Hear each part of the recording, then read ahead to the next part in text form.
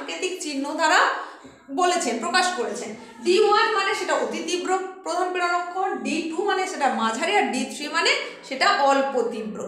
এইবার স্বাভাবিক চ্যুতিতে তিনি কি বলছেন, প্রধান পীড়ন অক্ষ মানে একেবারে অতি তীব্র প্রধান পীড়ন অক্ষ সেটা যদি উল্লম্বভাবে থাকে, দেখো D1 দিয়ে আমরা দেখিয়েছি, ভালো করে ছবিটা লক্ষ্য করো, সঙ্গে সঙ্গে সাংকেতিক চিহ্নগুলো লক্ষ্য করো।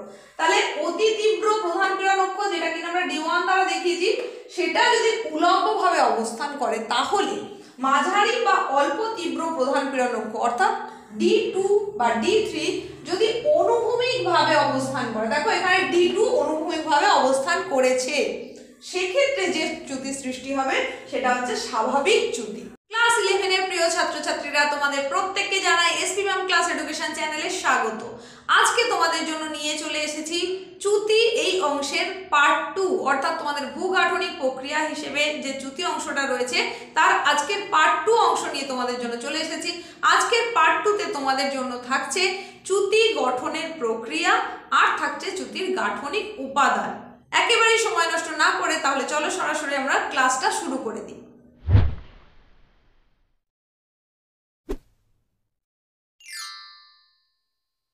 তাহলে এখন আমরা যে বিষয়টা নিয়ে আলোচনা করব সেটা হচ্ছে চ্যুতি সৃষ্টির প্রক্রিয়া। দেখো এই যে চ্যুতিটা তৈরি হওয়ার পিছনের যে পদ্ধতি বা প্রক্রিয়া সেটা মূলত কি হয়, দুটো বল সেখানে কাজ করে। একটা হচ্ছে সংনমন বা সংকোচন বল, আরেকটা হচ্ছে প্রসারণ বা টান।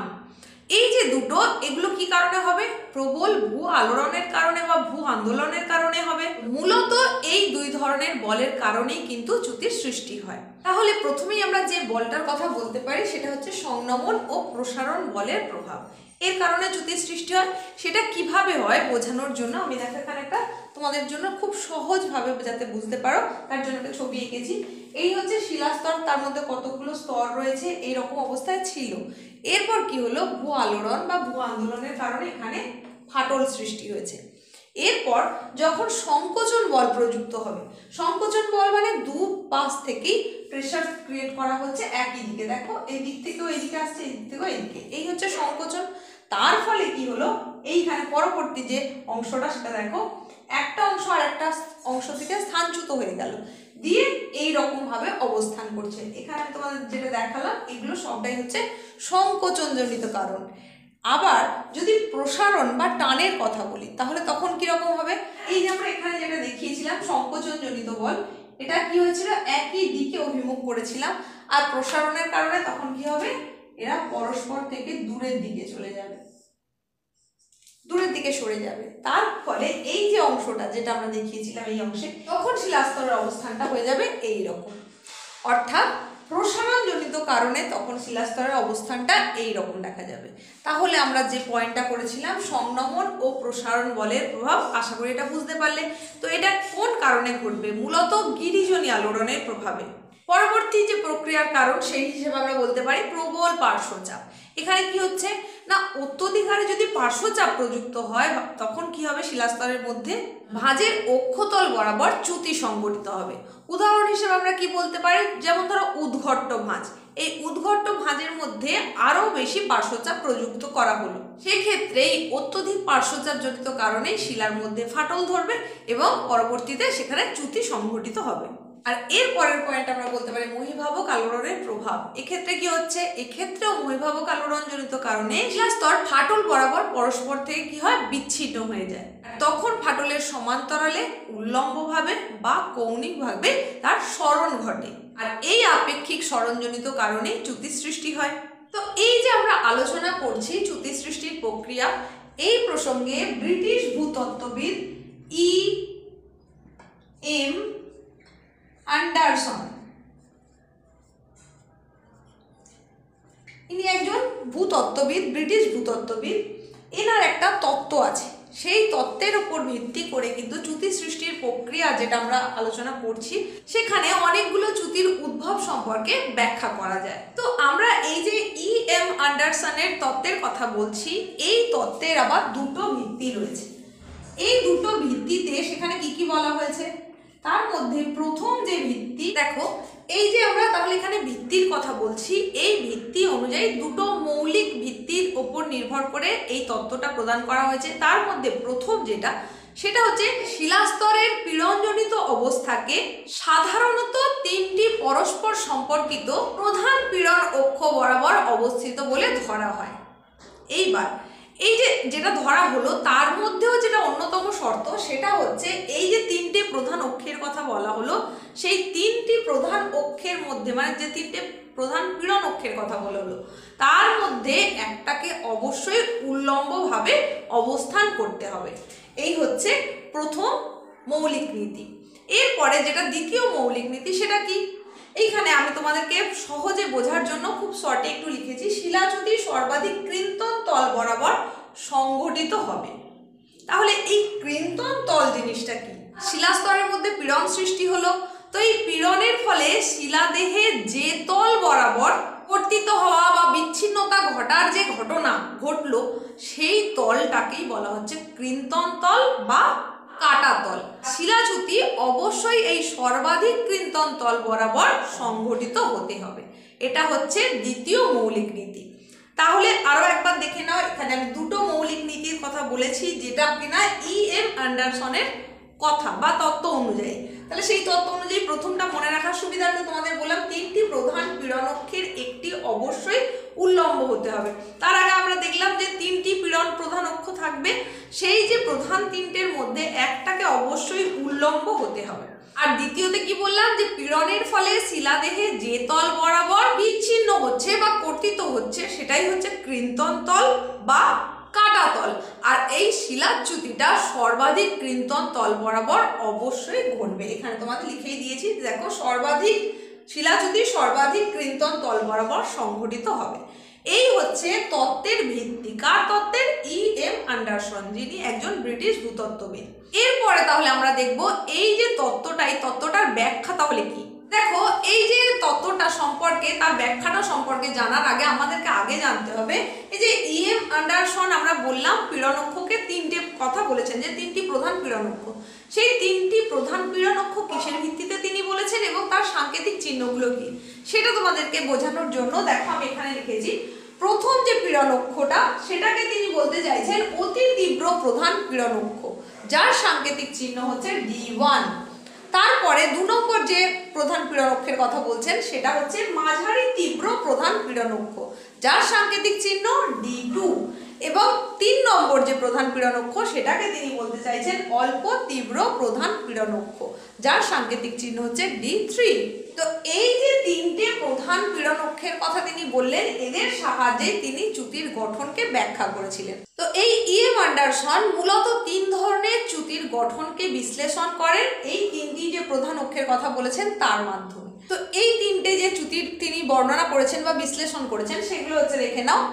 1 নম্বর যেটা, সেটাকে বলা হচ্ছে স্বাভাবিক চ্যুতি। 2 নম্বরটা হচ্ছে আয়াম স্খলন চ্যুতি। আর 3 নম্বরটাকে বলা হচ্ছে বিপরীত চ্যুতি। এখানে আমি তোমাদের জন্য ছবিও এঁকে দিয়েছি খুব সহজে, যাতে তোমরা বুঝতে পারো এবং আমি সহজে যাতে তোমাদেরকে বুঝিয়ে দিতে পারি, তার জন্য ছবিগুলো পাশেই এঁকেছি। এখানে তিনটে পরপর করলে তোমরা বুঝতে পারতে না, সেই জন্য একটু দূরের দিকে হয়ে গেল। স্বাভাবিক চ্যুতি যেটা আমরা বলেছি, এর ছবিটা হচ্ছে এইটা। এরপর দেখো আয়াম স্খলন চ্যুতি যেটা, সেটার ছবি হচ্ছে এটা, আর বিপরীত চ্যুতির ছবি হচ্ছে এইটা। এইবার জিনিসগুলো কি একটু জেনে নাও। দেখো প্রথমেই তোমাদের বললাম পীড়ন অক্ষগুলোকে তিনি তিনটে সাংকেতিক চিহ্ন দ্বারা বলেছেন, প্রকাশ করেছেন। D1 মানে সেটা অতি তীব্র প্রধান পীড়ন অক্ষ, D2 মানে সেটা মাঝারি, আর D3 মানে সেটা অল্প তীব্র। এইবার স্বাভাবিক চ্যুতিতে তিনি কি বলছেন, প্রধান পীড়ন অক্ষ মানে একেবারে অতি তীব্র প্রধান পীড়ন অক্ষ, সেটা যদি উল্লম্বভাবে থাকে, দেখো D1 দিয়ে আমরা দেখিয়েছি, ভালো করে ছবিটা লক্ষ্য করো, সঙ্গে সঙ্গে সাংকেতিক চিহ্নগুলো লক্ষ্য করো। তাহলে অতি তীব্র প্রধান পীড়ন অক্ষ, যেটা কিনা আমরা D1 দ্বারা দেখিয়েছি, সেটা যদি উল্লম্বভাবে অবস্থান করে, তাহলে মাঝারি বা অল্প তীব্র প্রধান পীড়ন অক্ষ অর্থাৎ D2 বা D3 যদি অনুভূমিকভাবে অবস্থান করে, দেখো এখানে D2 অনুভূমিকভাবে অবস্থান করেছে, সেক্ষেত্রে যে চ্যুতি সৃষ্টি হবে সেটা হচ্ছে স্বাভাবিক চ্যুতি। আর এক্ষেত্রে কৃন্তন্তল উলম্ব অক্ষের সঙ্গে মূলত 30 ডিগ্রি কোণ উৎপন্ন করবে, আর এই অনুভূমিক তলের সঙ্গে প্রায় 60 ডিগ্রি কোণে অবস্থান করবে। সুতরাং চ্যুতি তলের নতি হবে 60 ডিগ্রি। এই হলো গিয়ে আমাদের স্বাভাবিক চ্যুতি। এরপরে তিনি যেটা বিশ্লেষণ করেছিলেন সেটা হচ্ছে আয়াম স্খলন চ্যুতি। তার ছবিটা আমি কোনটা বলেছি, সেকেন্ড ছবিটা এটা। এক্ষেত্রে তোমরা লক্ষ্য করো, আমরা এখানে উলম্ব দেখিয়েছি কোনটা, D2। তাহলে এখানে কি হচ্ছে, মাঝারি তীব্র প্রধান পীড়ন অক্ষ অর্থাৎ D2 যদি উলম্বভাবে অবস্থান করে এবং অতি তীব্র অর্থাৎ D1 অথবা অল্প তীব্র মানে D3 যদি এদের মধ্যে কেউ একটা অনুভূমিকভাবে অবস্থান করে তবে যে চ্যুতিটা সৃষ্টি হয় সেটাই হচ্ছে আয়াম স্খলন চ্যুতি। এক্ষেত্রে আমরা কি দেখছি দেখো, অতি তীব্র প্রধান পীড়ন অক্ষ সেটা অনুভূমিকভাবে অবস্থান করছে আর মাঝারিটা উলম্বভাবে অবস্থান করছে। সুতরাং এই অনুযায়ী আয়াম স্খলন চ্যুতি সৃষ্টি হয়। আর কৃন্তন তল দুটো উলম্ব অক্ষ বরাবর পরস্পরকে ছেদ করবে। এই হচ্ছে আমাদের আয়াম স্খলন চ্যুতি। এরপরে আমরা দেখে নেব এই যে বিপরীত চ্যুতি। এক্ষেত্রে তাহলে শর্ত অনুযায়ী কি হচ্ছে দেখো, অল্প তীব্র প্রধান পীড়ন অক্ষ যেটা কিনা প্রকাশ করা হচ্ছে সাংকেতিক চিহ্ন D3 দ্বারা, সেটা যদি উল্লম্বভাবে অবস্থান করে আর অপর দুটো পীড়ন অক্ষ অর্থাৎ অতি তীব্র প্রধান পীড়ন অক্ষ মানে যেটা D1 এবং মাঝারি তীব্র প্রধান পীড়ন অক্ষ মানে D2 এরা দুজনের মধ্যে কোনোটাও যদি অনুভূমিকভাবে অবস্থান করে তখন সেক্ষেত্রে যে চ্যুতি সৃষ্টি হবে সেটাই হচ্ছে বিপরীত চ্যুতি। আমরা এখানে কি দেখলাম, D1 দেখো অনুভূমিকভাবে রয়েছে আর D3 উল্লম্বভাবে রয়েছে। সুতরাং এখানে সৃষ্টি হবে বিপরীত চ্যুতি। আর এই চ্যুতির ক্ষেত্রে কৃন্তন তল D1 এবং D2 এর সঙ্গে 30 ডিগ্রি কোণে অবস্থান করবে অর্থাৎ অনুভূমিক তলের সঙ্গে 30 ডিগ্রি কোণ উৎপন্ন করে অবস্থান করবে। তো এই হলো আমাদের বিজ্ঞানী ভূতত্ত্ববিদ E.M. অ্যান্ডারসনের তত্ত্ব। সেটার ব্যাখ্যা তোমাদের জানিয়ে দিলাম, তার ভিত্তিটা জানিয়ে দিলাম। এরপর এই যে তত্ত্বটা এরও কিন্তু কিছু না কিছু ত্রুটি রয়েছে। সেই ত্রুটিগুলো কি না, অ্যান্ডারসনের তত্ত্বে বলা হয়েছে চ্যুতি সবসময় অক্ষত শিলাস্তরের ওপরেই ঘটবে, কিন্তু এটা তো বাস্তবে আদতে হওয়া সম্ভব নয়। যেখানে চ্যুতি একবার ঘটে গেছে সেখানে আবার ঘটতে পারে, মানে আগের থেকেই তৈরি হয়ে থাকা কোনো দারণ বা ফাটল থেকেও আবার চ্যুতি সংঘটিত হতে পারে। এটা একটা ত্রুটি। 2 নম্বর যে ত্রুটি সেটা হলো অ্যান্ডারসনের তত্ত্ব অনুযায়ী চ্যুতির অভিমুখ সর্বদা একই দিকে থাকতে হবে, কিন্তু সেটা তো নাও হতে পারে। চ্যুতির অভিমুখ সর্বদা একই দিকে নাও হতে পারে, সেটা বদল তার ঘটতেই পারে। শিলার চরিত্র অনুসারে চ্যুতির অভিমুখ পরিবর্তন হতেই পারে। সুতরাং এটাও একটা ত্রুটি। 3 নম্বর যে ত্রুটি সেটা হচ্ছে অ্যান্ডারসনের এই যে তত্ত্ব, সেই তত্ত্ব অনুযায়ী স্বাভাবিক চ্যুতির ক্ষেত্রে আদর্শ অবস্থায় চ্যুতিতলের নতি 60 ডিগ্রি হতে হবে। সেটা কিন্তু বাস্তবে সবসময় হওয়া সম্ভব নয়, মানে খুব কমই সেটা হওয়া সম্ভব। নিম্ন নতি বিশিষ্ট চ্যুতিতলের ক্ষেত্রে তো এই কথাটা একেবারেই খাটে না। সুতরাং এটাও হচ্ছে একটা ত্রুটি। এই হলো আমাদের বিজ্ঞানী অ্যান্ডারসনের তত্ত্ব। সম্পূর্ণটা তোমাদের জানিয়ে দিলাম, বুঝিয়ে দিলাম, ব্যাখ্যাটা পর্যন্ত জানালাম, তার ত্রুটিগুলোও জানিয়ে দিলাম। আশা করি তোমরা বুঝতে পেরেছো। তো এই এতক্ষণ পর্যন্ত আমরা যে চ্যুতি সৃষ্টির প্রক্রিয়াটা বুঝলাম, এটার জন্য ঠিক কি কি ধরনের প্রশ্ন আসে, মানে কত রকম ভাবে এই উত্তরটার জন্য কত রকম ধরনের প্রশ্ন আসতে পারে সেটাই তোমাদের জানিয়ে দেব। তবে সেটা জানানোর আগে বলি, আজকের এই ক্লাসটা ঠিক তোমার কেমন লাগছে সেটা জানাতে কিন্তু একেবারেই ভুলবে না। তোমার এই একটা কমেন্ট আমাকে উদ্বুদ্ধ করবে পরবর্তী ক্লাসটাকে আরো ভালো করে পরিবেশন করতে। যদি কোথাও কোনো সমস্যা থেকে থাকে, যদি বোঝার ক্ষেত্রে কোনো অসুবিধা থাকে বা আমার বোঝানোর কোনো অসুবিধা থেকে থাকে, সেটাও তুমি জানাতে পারো। যদি তুমি চ্যানেলে ফার্স্ট টাইম এসে থাকো তাহলে অবশ্যই চ্যানেলটাকে সাবস্ক্রাইব করবে এই ধরনের গুরুত্বপূর্ণ ক্লাসগুলো পাওয়ার জন্য। আর পাশে থাকা বেল আইকনটাকে কিন্তু অবশ্যই অল করতে হবে, যাতে ভিডিও আপলোড হওয়ার সঙ্গে সঙ্গে সেই নোটিফিকেশনটা সবার আগে তোমার কাছে পৌঁছে যায়। এরপরে তোমাদের এখন দেখিয়ে দেব যে এই যে উত্তরটা আমরা যেটা এতক্ষণ আলোচনা করলাম, এটার সাপেক্ষে ঠিক কি কি রকম প্রশ্ন তোমাদের জন্য হতে পারে। তার আগে টোটাল বোর্ডওয়ার্ক তোমাদের আরেকবার দেখিয়ে দিচ্ছি। যদি কারোর কোথাও বুঝতে অসুবিধা হয় বা যদি মনে হয় তাকে স্ক্রিনশটটা নেওয়ার দরকার আছে তাহলে সেটা তোমরা নিয়ে নিতে পারো। এতক্ষণ ধরে আমরা যেটুকু বিষয় আলোচনা করলাম তার জন্য প্রশ্নগুলো সাধারণত এইভাবে আসতে পারে, দেখে নাও। চ্যুতি সৃষ্টির প্রক্রিয়া বা পদ্ধতিগুলি আলোচনা করো। তোমাকে এটা বলতে পারে, আবার বলতে পারে শিলাস্তরে চ্যুতি কিভাবে সৃষ্টি হয়। এই প্রশ্নের মধ্যে যে কোনো একটাই আসুক না কেন, এখানে দেখো প্রক্রিয়া বা পদ্ধতি দু রকমই আসতে পারে। তোমাকে হয় বলতে পারে প্রক্রিয়া আলোচনা করো বা বলতে পারে পদ্ধতি আলোচনা করো, আবার এখানে একটা লিখিয়েছি যে কিভাবে সৃষ্টি হয়। তাহলে এই যত রকম ভাবেই প্রশ্নটা আসুক না কেন, তার সাপেক্ষে আমরা উত্তর হিসেবে এতক্ষণ যেটা আলোচনা করা হলো এই ক্লাসে পুরোটাই তোমাকে লিখতে হবে। চলে যাব আমরা পরবর্তী অংশে। এখানে আমরা যেটা দেখব সেটা হচ্ছে চ্যুতির গাঠনিক উপাদান। তাহলে এই চ্যুতির গাঠনিক উপাদান জিনিসটা কি? চ্যুতি কোন কোন অংশ নিয়ে গঠিত, তার বিভিন্ন অঙ্গ প্রত্যঙ্গগুলোই হচ্ছে তার গাঠনিক উপাদান। এখন আমরা সেইগুলোই একটা একটা করে জেনে নেব।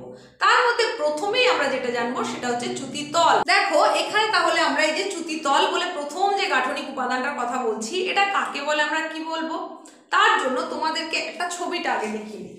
দেখো এখানে একটা ছবি আমি আগে থেকেই তোমাদের জন্য করে নিয়েছি যাতে সময়টা কম লাগে।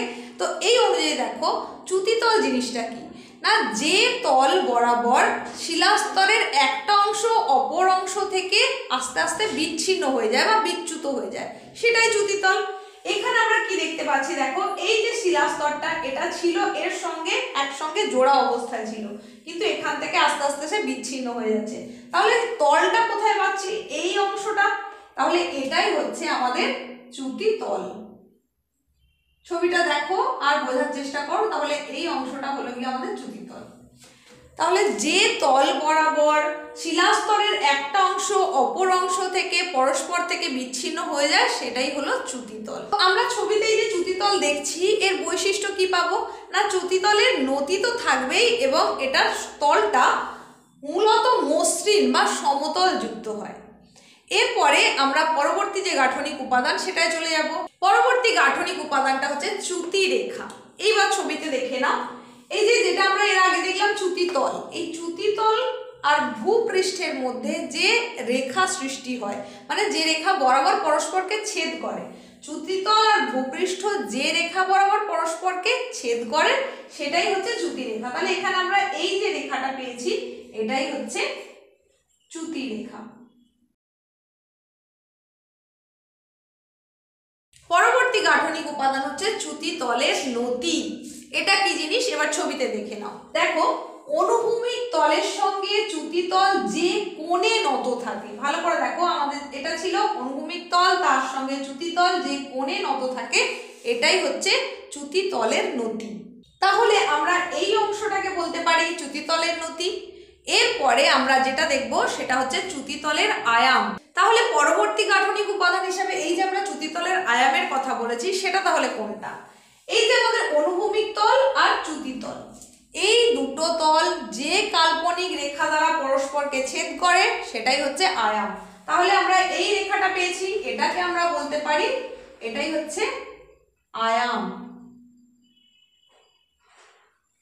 আশা করি ছবি অনুযায়ী তোমরা বুঝতে পারছো। পরবর্তী গাঠনিক উপাদান হচ্ছে চ্যুতিকোণ বা হেড। এই অংশটা কি সেটা তোমাদেরকে দেখানোর আগে বা বলার আগে বলতে চাই যে এর আগে পার্ট 1 অংশে তোমাদেরকে চ্যুতি সম্পর্কে অনেকগুলো অংশ সেখানে আগেই জানিয়ে দেওয়া হয়েছে। চ্যুতি কাকে বলে, তার বৈশিষ্ট্য, শনাক্তকরণের উপায়, এরকম আরো বেশ কিছু সেখানে তথ্য রয়েছে। তো তোমরা যারা যারা ওই পার্ট 1 এর ক্লাসটা এখনো দেখে উঠতে পারোনি, আজকের ভিডিওর ডেসক্রিপশন বক্সে অবশ্যই লিংক পেয়ে যাবে। তাছাড়া প্লেলিস্ট চেক করেও তোমরা ওই ক্লাসটা দেখে নিতে পারো। এখন চলো আমরা দেখে নিই চ্যুতিকোণ বা হেড এই জিনিসটা কি। চ্যুতিকোণ যেটার কথা আমরা হেড হিসেবে বলছি সেটা হচ্ছে এই চ্যুতিতলের এক কৌণিক মাপ। এই যে দেখো উল্লম্ব তল তার সঙ্গে চ্যুতিতল যে কোণে অবস্থান করছে, এই যে উল্লম্ব তল তার সঙ্গে চ্যুতিতল যে কোণে, এই যেখানটা আমি অ্যারো দিয়ে দেখিয়েছি তোমাদের, যে কোণে অবস্থান করে সেটাই হচ্ছে চ্যুতিকোণ বা হেড। এর পরবর্তী আমরা যে গাঠনিক উপাদানটা দেখবো সেটা হচ্ছে ব্যবধি। এই ব্যবধিটা কি জিনিস এবার ছবিতে দেখি না। দেখো আমরা দেখছি কি এটা হচ্ছে ঊর্ধ্ব অংশ চ্যুতির আর এটা হচ্ছে অধ অংশ।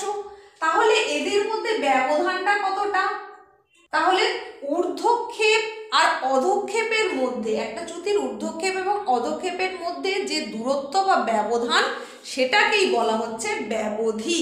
পরবর্তী যে গাঠনিক উপাদান সেটা হচ্ছে ক্ষেপ, যেটাকে ইংলিশে বলা হচ্ছে থ্রো। এটা এবার কি জিনিস ছবিতে দেখো। এই যে আমাদের চ্যুতিতল, চ্যুতিতল বরাবর চ্যুতির দুপাশে, এই যে দুপাশের যে স্তরায়ন তল বা শিলাস্তরের মধ্যের যে ব্যবধান বা দূরত্ব সেটাকেই হচ্ছে ক্ষেপ। আমরা অনুভূমিক বা পাশাপাশি দূরত্বটাকে বলেছিলাম ব্যবধি। তাহলে ক্ষেপ কোনটা হচ্ছে দেখো এইটা, এই যে দুটো পাশাপাশি যেটা আমরা ব্যবধান বা দূরত্ব পাচ্ছি শিলাস্তরের মধ্যে, এটাই হচ্ছে ক্ষেপ বা থ্রো।